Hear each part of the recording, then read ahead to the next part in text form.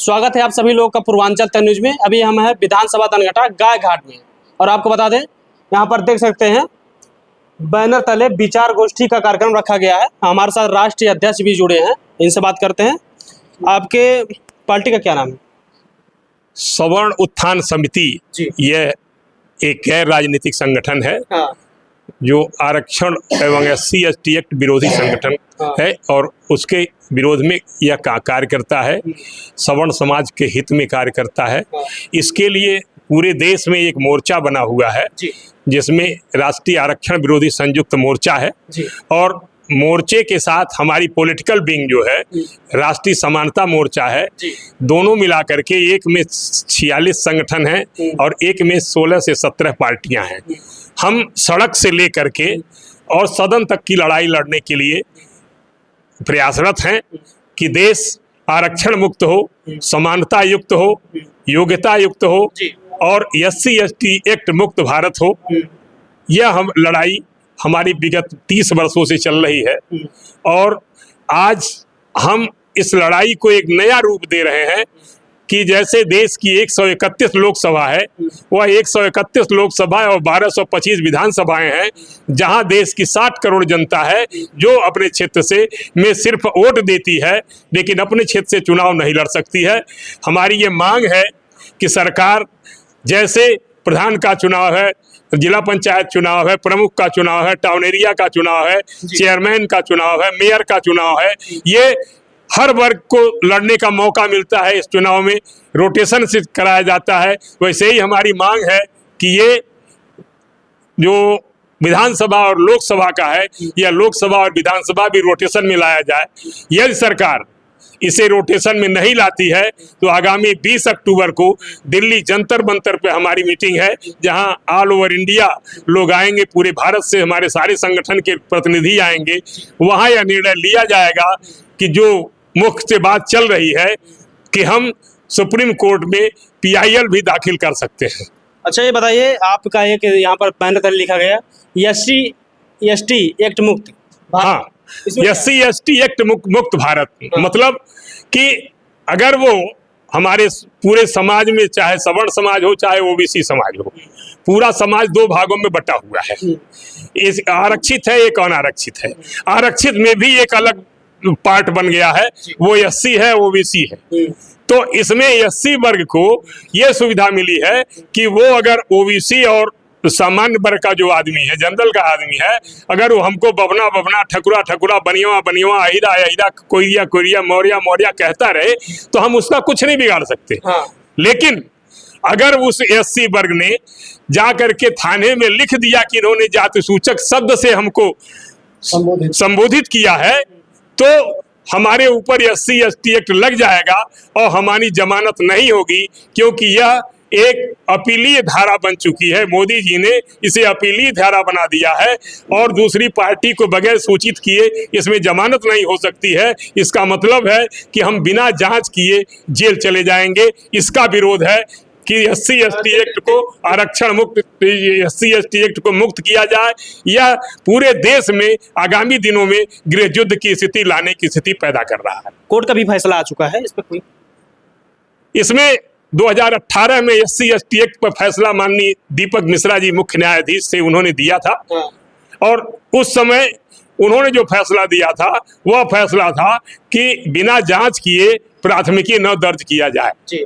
लेकिन जब 131 दलित सांसदों ने लोकसभा में हंगामा किया और हमारे सवर्ण सांसद वहां बैठे रहे और उन्होंने हमारे समाज के बारे में कुछ नहीं बोला, तो मोदी सरकार ने इसे रोक करके सुप्रीम कोर्ट के फैसले को पलट दिया और पलट करके जहां धाराएं थी उसमें लगभग 20-22 धाराएं और बढ़ा दिया, जिसके तहत उनका मुआवजा जो 2000 का था वह 20,000 हो गया, जो 10,000 का था वह 1 लाख हो गया, जो 80,000 का था वो 8 लाख तक हो गया। देखा जा रहा है एक तरफ आप विचार गोष्ठी कर रहे हैं और दूसरी तरफ आज के दिन 21 तारीख को दिन SC और ST के लोग रोड पे उतर के प्रदर्शन कर रहे हैं। ये जो रोड पे प्रदर्शन कर रहे हैं, हम सुप्रीम कोर्ट द्वारा दिए गए फैसले का स्वागत करते हैं। हाँ। क्योंकि हम लोग भी यह लड़ाई लड़ रहे हैं कि जो आरक्षित वर्ग है, आरक्षित वर्ग में जिनको मौका मिल गया और वह MP MLA IAS PCS सरकारी नौकरी आदमी चले गए, उनको अब आरक्षण छोड़ देना चाहिए। हाँ। अपने निचले तबके को, जो जमीन पर आदमी है, उसे आज भी कोई आरक्षण नहीं मिलता, न कोई उसका लाभ पाता है। यही फैसला माननीय सुप्रीम कोर्ट ने दिया है कि वो क्रीमी लेयर में लाया जाए, जिसकी 8 लाख की क्रीमी लेयर 8 लाख आंका गया है। तो आपको क्या लगता है कि अभी प्रेजेंट टाइम में, इस समय जो चल रहा है, कौन कौन से ऐसे लोग हैं जो कि निचले तबके के लोग हैं? निचले तबके के वो लोग हैं जो देखने में आ रहा है कि सारी जितनी रैलियों में लोग आए हैं, ये बहकावे में आए हैं। हाँ। इनको खुद नहीं पता है कि संसार कितना बड़ा है। जितनी रैलियों में लोग आए हैं वो स्वयं निचले तबके के लोग हैं, क्योंकि जो ऊपर के तबके के लोग हैं वो कभी रैलियों में नहीं जाया करते। और असली तबका वही है, जैसे मोची है, गांव में तमाम मजदूर हैं, जो अन्य मजदूर चौराहों पर रहते हैं, मजदूरी करते हैं, इनके बच्चे कब आएंगे, उनको सुविधा दिया जाए। और हमारी मांग है कि इन्हें आप संरक्षण दीजिए। पूरे देश में जो गरीब मजदूर है उसकी परिभाषा बनाइए और उसे संरक्षण दीजिए, और संरक्षण में फ्री शिक्षा दीजिए, फ्री इंजीनियरिंग कराइए, फ्री मेडिकल कराइए, फ्री सारी सुविधाएं दीजिए। और जब कंपटीशन हो तो उसे जिस स्तर का वह लड़का हो, उसे उस स्तर की नौकरी प्रोवाइड किया जाए। लोग कहते हैं कि जो ये है SC और ST के लोग कहते हैं कि संविधान खतरे में है, ऐसा माना जाता है?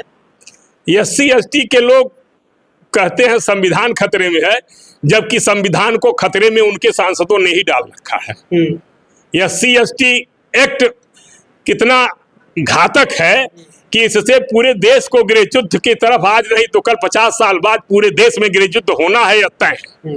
अभी देखा जा रहा था, लोकसभा का चुनाव भी था, अखिलेश यादव बड़े बड़े मंचों से कह रहे थे संविधान खतरे में है, बचा लीजिए। हाँ, संविधान खतरे में है, बचा लीजिए। यह भाजपा द्वारा जो संविधान बदला गया है, यह उसकी बात थी। संविधान में 10 साल के लिए आरक्षण था, लेकिन 1952 में 10 साल के लिए आरक्षण व्यवस्था लागू की गई, और उस 10 साल को हर 10 साल बढ़ाते बढ़ाते बढ़ाते बढ़ाते बढ़ाते आज 7 दशक से ऊपर हो गए।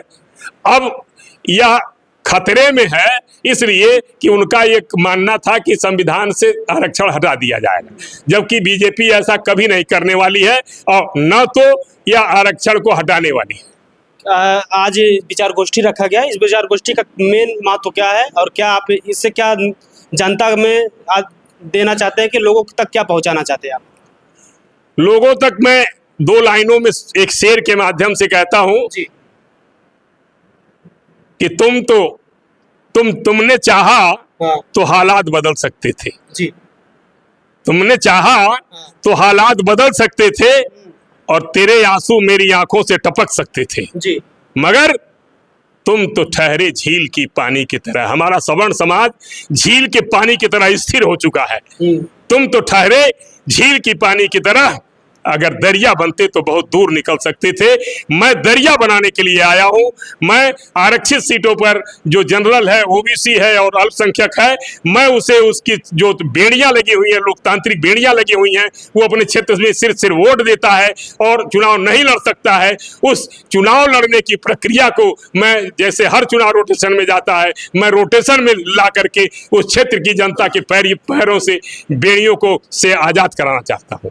देख सकते हैं हमारे साथ जुड़े थे अवधेश कुमार मिश्रा जी, जो कि आज विचार गोष्ठी का भी कार्यक्रम रखे हैं, और इन्होंने अपनी बात बताया कि जो ST और ST के लोग जो रोड पे उतर के प्रदर्शन कर रहे हैं, इनको बहकावे में डालकर बड़े बड़े नेताओं द्वारा, बड़े बड़े संगठनों द्वारा, जो ST ST के लोग हैं उनके द्वारा यहाँ पर उतार कर प्रदर्शन किया जा रहा है। लेकिन देखने वाला मामला ये होगा कि कोर्ट का जो फैसला है इस पर आगे क्या होगा।